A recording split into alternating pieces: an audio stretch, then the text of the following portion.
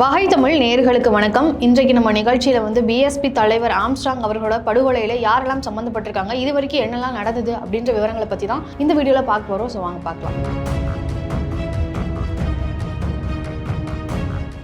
BSP கட்சியோட தலைவர் திரு Armstrong அவர்கள் ஜூலை 5ஆம் தேதி கொலை செய்யப்பட்டார். கொலை செய்யப்பட்ட அன்னைக்கே 8 பேர் அண்ணா நகர் ஸ்டேஷனில் சரணடைந்தாங்க. அந்த 8 பேரில் இப்போ 8 பேருங்க ஒரு நம்பர் இன்க்ரீஸ் ஆகி இப்போ 16ல் நிற்குது. இந்த 16 பேர் கைது செய்யப்பட்டதில் ஒருத்தர் போலீஸ் விசாரணையில் என்கவுண்டரில் இறந்து போயிட்டாரு. அப்படி என்கவுண்டரில் இறந்து போனவர் தான் திருவேங்கடம். இவர் தான் ஆம்ஸ்ட்ராங் அவர்களில் முதல்ல வெட்டினாரு. முதல்ல இவர் தான் அந்த கொலையை இனிஷியேட் பண்ணாரு. அந்த வெட்டினது இவர் தான் அப்படிங்கிற ஒரு நியூஸும் இதில் இருக்கு. இப்போ திருவேங்கடத்தை அடுத்ததா பாத்தீங்கன்னா 16 பேர்ல கடைசியா கைது செய்யப்பட்ட நபர் தான் ஹரிதரன். ஹரிதரன் அதிமுக கட்சியில ஒரு முக்கியமான ஆளா இருக்காரு. அதிமுக கட்சியோட அதிமுக கவுன்சிலரா இருக்கக்கூடியவர் தான் இந்த ஹரிதரன் அவர்கள். ஹரிதரன் அவர்கள் திருவள்ளூர் மாவட்டம் கடம்பதூர் பகுதியை சேர்ந்தவர் தான் இந்த ஹரிதரன். அருள்னு ஒருத்தரும் ஹரிஹரன் அப்படிங்கிற இவங்க 2 பேருமே லாயர்ஸ். இவங்க 2 பேருக்கும் ஒரு பாலமா இருந்து செயல்பட்டவர் தான் இந்த ஹரிதரன் அப்படின்னு சொல்லப்படுது. ஹரிதரன் அவர்கள் இதுல ஒரு இன்புட் கொடுத்திருக்காரு. அப்படி என்ன இன்புட் கொடுத்தாரு அப்படின்னு பாத்தீங்கன்னா, சம்போ செந்தில் அப்படின்ற ஒருத்தரும் இந்த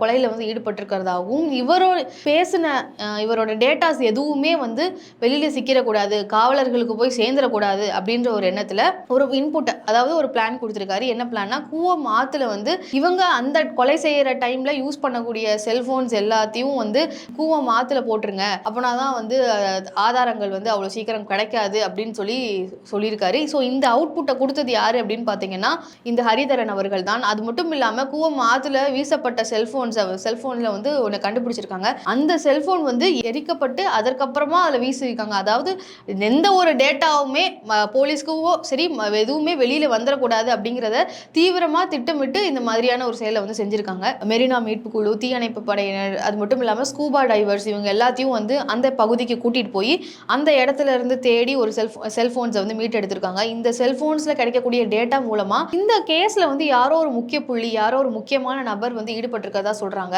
சோ அந்த நபர் யாரு அப்படின்ற ஒரு ஆதாரம் கூட இந்த டேட்டாஸ், அந்த செல்போன்ல கிடைக்கக்கூடிய டேட்டாஸ் சொல்லலாம், அது ஒரு எவிடன்ஸா கூட இருக்கலாம் அப்படின்ற மாதிரி கூட சொல்றாங்க. ஏதோ ஒரு சம்பவத்தை செய்யறதுக்கு இவர் ஸ்கெட்ச் போட்டு கொடுத்தாரு, இவர் எப்படி பண்ணணும்னு ஒரு பிளான் பண்ணி கொடுத்தாரு அப்படின்னா அந்த பிளான் தப்பவே தப்பாது அப்படின்ற ஒரு காரணத்தினாலேயே அந்த சம்பவத்தை நடத்தக்கூடிய ஒரு ஆள் அப்படின்றதுனாலே இவருக்கு அடைமொழியா சம்போ செந்தில், சம்பவம் செந்தில்ங்கிறது சம்போ செந்தில் அப்படின்னு மாறிடுச்சு அப்படின்னு சொல்றாங்க. சம்போ செந்தில் அவர்களுக்கும் ஆம்ஸ்ட்ராங் அவர்களுக்கும் என்ன தொடர்பு அப்படின்னு பாத்தீங்கன்னா, ஸ்கிராப் பிசினஸ் அப்படின்னு ஒன்று சொல்லுவாங்க. ஸ்கிராப் பிசினஸ் மூலமா சில லட்சங்கள்ல இருந்து கோடி அளவுக்கு வருமானம் வர்றதுக்கான வாய்ப்புகள் இருக்கு. இந்த ஒரு பிசினஸ் மூலமா தான் சம்போ செந்தில் அவர்களுக்கும் ஆம்ஸ்ட்ராங் அவர்களுக்கும் ஒரு பகையோ, அவங்களுக்கும் இவங்களுக்கும் ஒரு முரண், இவங்க 2 பேரும் இதுல சம்போ செந்தில் அவர்கள் சம்மந்தப்படுறதுக்கு இந்த ஒரு பிசினஸ் தான் காரணமா இருந்திருக்கு. அது மட்டும் இல்லாம இந்த சம்போ செந்தில் அவர்கள் யாரு, இவர் என்ன பண்ணாரு அப்படின்னு பாத்தீங்கன்னா, 2019 தேனாம்பேட்டையில நடந்த ஒரு குண்டு வீச்சுல இவர் சம்மந்தப்பட்டிருக்காரு. அது மூலமா போலீசாரால் இவருக்கு லுக் அவுட் இவருக்கு இஷ்யூ பண்ணியிருக்காங்க. ஸோ அது மட்டும் இல்லாம இவர் ஒரு இந்த ஆம்ஸ்ட்ராங் அவர்களுடைய படுகொலைக்கு இவர் தான் பிளான் போட்டு கொடுத்ததாகவும், இவர் ஸ்கெட்ச் போட்டு கொடுத்திருக்காரு அப்படின்னு ஒரு ஸ்பெகுலேஷன் இருக்கு. ஸோ இவர் தான் ஒரு மூல காரணமா இருப்பாரு அப்படின்னு சொல்லப்படுது. அடுத்ததா பாத்தீங்கன்னா சிசிவி ராஜா, இவர் மேலேயும் 33 வழக்குகள் இருக்கு. இவரும் ஒரு A+ ரவுடி. இவர் ஒரு துப்பாக்கியோட தலைமறைவா இருக்கிறதா ஒரு செய்தி இருக்கு. ஸோ அடுத்ததாக இந்த வழக்குல இதுவரைக்கும் அடிப்படாத ஒரு கட்சியோட பெயர், இதுவரைக்கும் அதிமுக, திமுக, பாஜக, எங்க தமிழ் மாநில காங்கிரஸ் அந்த கட்சியோட பெயர் கூட இதுல ஆரம்பத்துல இருந்தே அடிபட்டு இருக்கு. தேமுதிகவோட கட்சியோட பெயர் இந்த படுகொலையில சம்பந்தப்படுத்திய ஒரு நபர் யாரு அப்படின்னு பாத்தீங்கன்னா மணிகண்டன். பிரேமலதா அவர்கள் ஒரு கட்சியில இருந்து ஒரு நபர் கொலை வழக்குல சம்பந்தப்பட்டிருக்காங்கன்னு மக்களுக்கு தெரிஞ்சா அந்த கட்சிக்கே அவ பெயர், மக்கள் இப்ப இந்த கட்சியும் இதுல ஈடுபட்டிருக்குன்னு சொல்லி கட்சிக்கே அவ பெயர் வரும் அப்படின்றத புரிஞ்சுக்கிட்டு அவங்க ஒரு கிளாரிபிகேஷன் கொடுத்திருக்காங்க. என்ன சொல்லியிருக்காங்கன்னா, மணிகண்டன் அவர்களுக்கும் இதுல சம்பந்தம்லாம் இல்ல, அது ஒரு பொய்யா பரப்பக்கூடிய செய்தி. அது மட்டும் இல்லாம மணிகண்டன் அவர்களை விசாரணைக்கு தான் கூப்பிட்டிருக்காங்களே தவிர இவர் மேல இன்னும் குற்றம் சுமத்தப்படல அப்படின்னு சொல்லி பிரேமலதா அவர்கள் சொல்லியிருக்காங்க. படுகொலை குறித்து ரகு ரகுபதி சட்டத்துறை அமைச்சர் என்ன சொல்லியிருக்காருன்னு பார்த்தீங்கன்னா, விசாரணை சிறப்பாக நடப்பதை அறிவீர்கள், புலனாய்வு நன்கு நடப்பதால் தான் தொடர் கைதுகள் குற்றவாளிகளை சட்டத்தின் முன் நிறுத்துவதே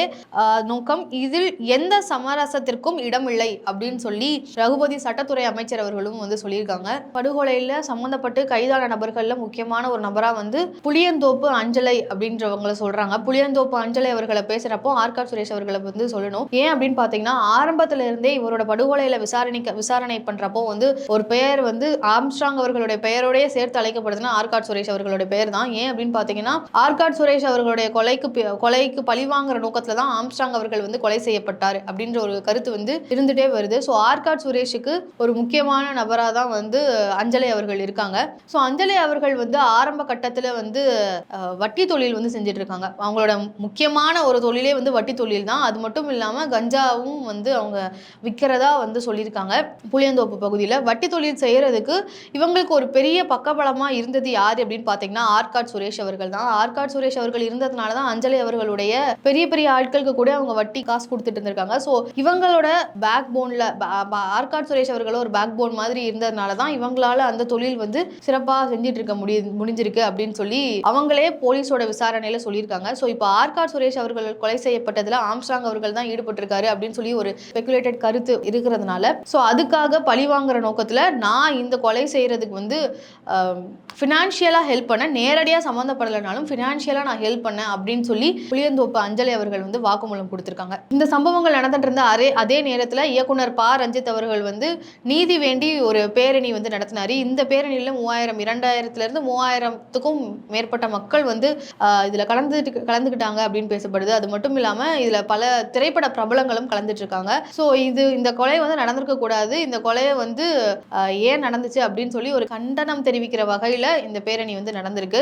இதுவரை இந்த கொலை வழக்கில் யாரெல்லாம் ஈடுபட்டிருக்காங்க அப்படின்ற தகவல் எல்லாத்தையும் பார்த்தோம்.